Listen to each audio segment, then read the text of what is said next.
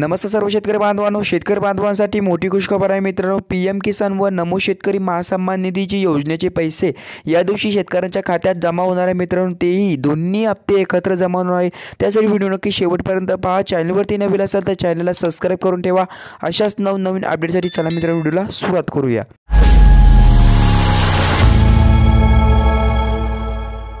शेतकरी मित्रांनो, तुम्हाला पीएम किसान योजनेच्या लाभार्थ्यांपैकी एक लाभार्थी आहात का? मग ही बातमी तुमच्यासाठी खूपच खास राहणार आहे।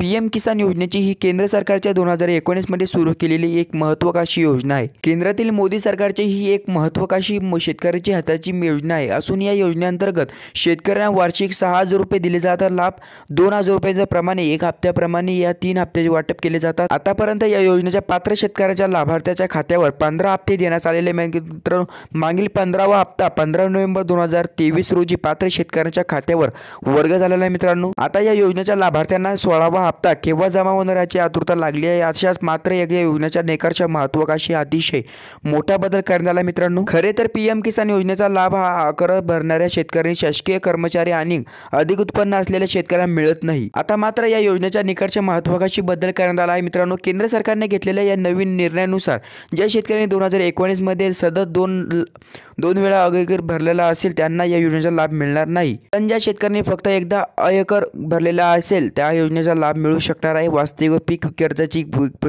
16वा फॉर्म आर्थिक पात्र भरून घेतलेले शेतकरी अवरच्या मर्यादित असल्यामुळे अशा शेतकऱ्यांना पीएम किसान योजनेचा लाभ मिळणार असेल तर त्याच्याकडून रकमेची वसुली देण्यात मान्यता केली मित्रांनो।